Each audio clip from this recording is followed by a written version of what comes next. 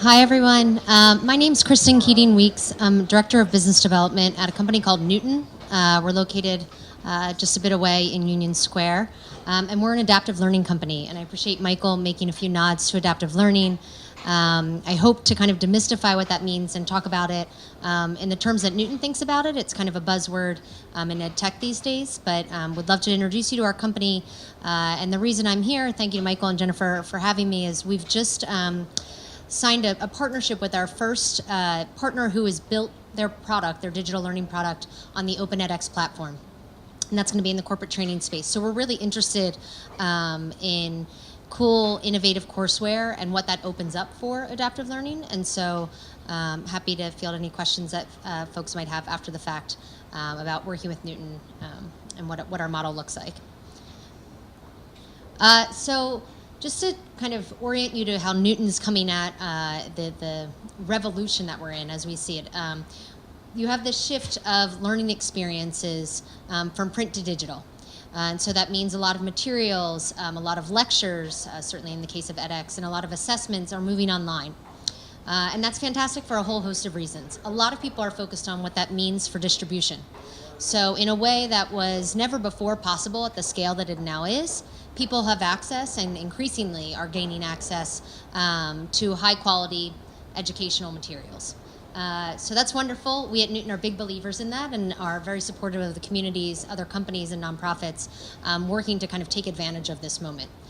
We are kind of squarely focused on the second opportunity or possibility that comes with the shift online, and that's the potential to personalize the education and educational experience in a way that's kind of never been possible, which is to say kind of to do it at scale and to do it in an automated manner and to do it in a really data-driven, data-rich way.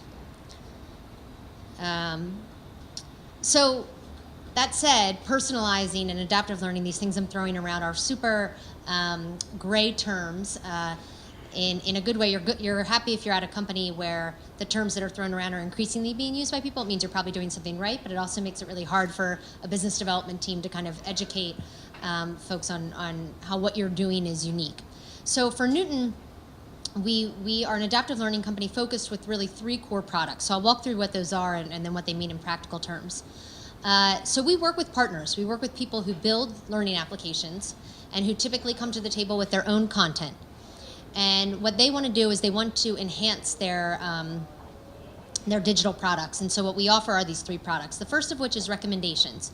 So you can think about when you're going through a digital product, you're receiving content in some type of, it's being delivered with some logic behind it. Typically that's some slight improvement over how it was when it was a textbook, but it's still largely linear.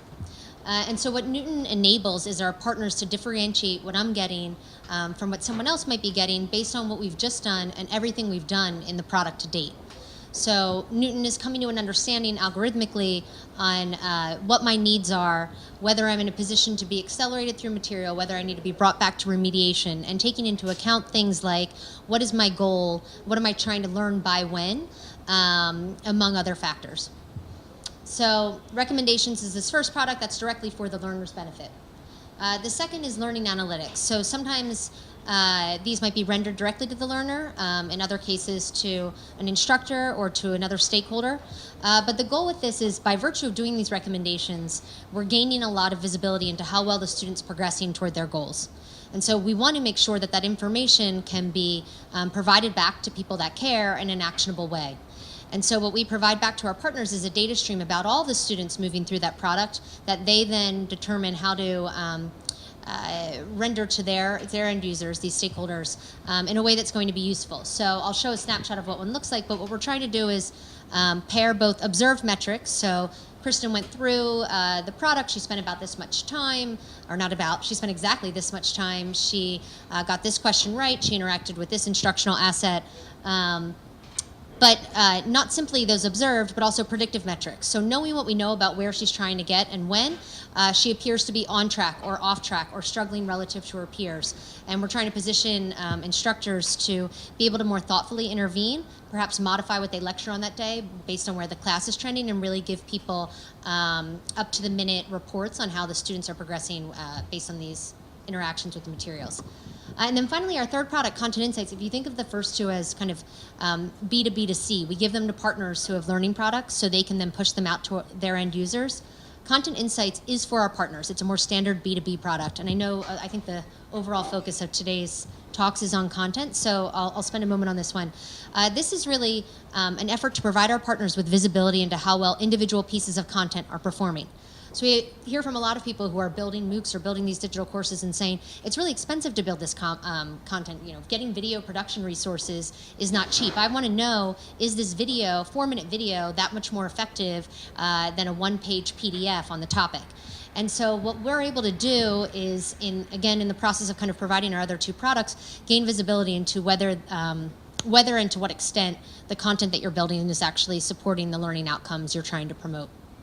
And we provide these back to our partners because what we're hearing from them is, I used to make books, and then I made an ebook, and now I'm making courseware, and so there's a little bit more content I require, and now I want to build an adaptive product, and I believe the implication is I have to create a whole lot of more content to take advantage of this notion that you can kind of diversify who's getting what, but my budget hasn't changed. In fact, in many cases, it's been slashed, and so we want to let our partners know where it would be kind of best to focus their efforts. So Knewton, I'm going to go out of order a little bit. Here's a snapshot of our current partners. So we're working with about 30 companies around the globe.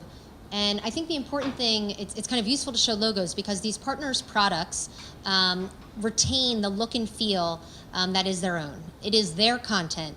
It is their pedagogy kind of undergirding the experience. And what we've built is a really flexible platform and a series of APIs that allow them to take advantage of our intelligence without kind of compromising their competitive differentiation along those various dimensions. And we're working K-12, higher ed, as I mentioned, now corporate training, adult learning in the language learning space, and across markets. So in the US, throughout Europe, we just launched with a partner in South Africa. We've signed our first partner in India. We've just launched in China, Singapore, a couple in Japan, down in Brazil. So really a global footprint. What's fantastic is every one of these partners is utilizing the same technology platform, seeing us across subject areas, math, hard sciences, soft sciences, grammar, whatever you kind of, if there's a right or wrong answer, if there's a mechanism to kind of objectively assess whether students are progressing, our technology can work.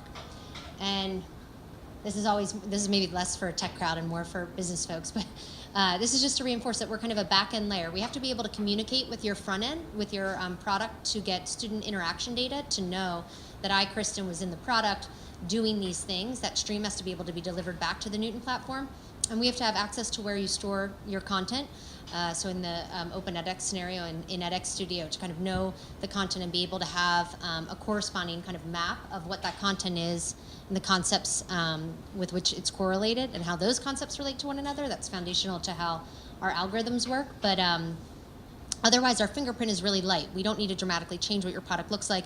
We don't need to host your content, and you shouldn't have to materially overhaul your content to work with us. So I'm coming up on time. So I just want to show you a screenshot of these three products that I spoke about to kind of reinforce that it's really our partner's product. This is Santana. They're the largest Spanish publisher. They publish throughout Latin America as well. And this is a math product that they just launched with us. And the logic to determine that this next question, if your Spanish isn't any good, mine's not great, that you're being recommended, that's driven by Knewton. And so the student has done something, and everything else that they've done in the product that is driving Knewton to say this is the next best piece of content for them to work on. And that might be very different from what their classmate, either sitting next to them or at home doing their homework, is getting. Learning Analytics, this is a partner of Triumph Learning. They're a K-12 publisher in the US. They have an ELA and math product that we power. This is a dashboard, so they're delivering back to their teacher the ability to kind of cut the class based on both individual students and skills to get a sense of where, again, their efforts might be best focused and where they can kind of be most useful to their students in advancing them toward their goals. And then Content Insights, so this is an interface that, that Knewton has designed and is sort of like a Google Analytics for your content. So this is a dashboard looking at things like assessment quality. It's this question really effectively differentiating between students who are competent and those who are kind of competent on the task at hand and those who are not. exhaustion. Are you running out of content in certain areas? Is there more demand? Perhaps the concept is more difficult, or for whatever reason, students are kind of cycling through and not managing to achieve mastery. This might be where you want to focus on boosting up kind of your content coffers. And so finally, just to give you a sense of like who we are as a company, so we've built this platform. We have satellite offices supporting those international deployments that I mentioned. But we're really a strategic partner. So we don't want to be viewed as a vendor. We don't think that what we do is kind of what a typical vendor provides, because many of our partners are wading kind of for the first time into this notion of building a more dynamic, adaptive product. And so we like to bring a lot of the expertise that we've developed over the past few years. We were founded in 2008 to our partners, and so we kind of regularly interact with them. A lot of them launch kind of version 0 of the product, then version 1, then version 2. They're acting as nimbly as possible on the usage data that they're getting back and on these content insights to improve the product. And that's kind of the position we want to be in. We believe our capability from a mission standpoint is to help people create better products and to truly bring kind of the promise of personalization to fruition.